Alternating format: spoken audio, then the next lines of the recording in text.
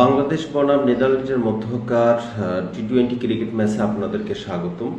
বাংলাদেশ বনাম নেদারল্যান্ডসের মধ্যকার প্রথম টি-20 ম্যাচের খেলাটি আজকে সন্ধ্যা 6টায় সিলেট ইন্টারন্যাশনাল স্টেডিয়াম সিলেট থেকে কিন্তু খেলাটি সরাসরি সম্প্রচারিত হবে।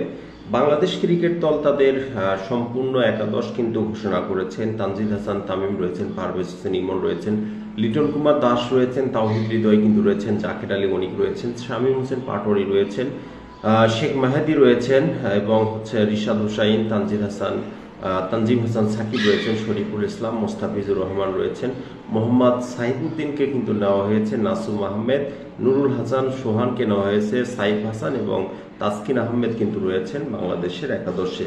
তো আজকে অবশ্যই বাংলাদেশের একাদশে 3জন পেস বোলার এবং 2জন স্পিনার খেলবেন। সেখানে রিশাদ হুসাইন এবং মোটামুটি সাইফুদ্দিন আজকে অবশ্যই খেলবেন। 2জন অলরাউন্ডার রয়েছেন এবং শরীফুল ইসলাম এবং মুস্তাফিজুর রহমান তারাও 2জন খেলার সম্ভাবনা রয়েছেন। মোট 4জন বলার এবং শেখ মাহাদি কিন্তু রয়েছেন। সেখানে শেখ মাহাদিও খেলার আজকে রয়েছেন আর কি ফ্রন্ট লাইনে।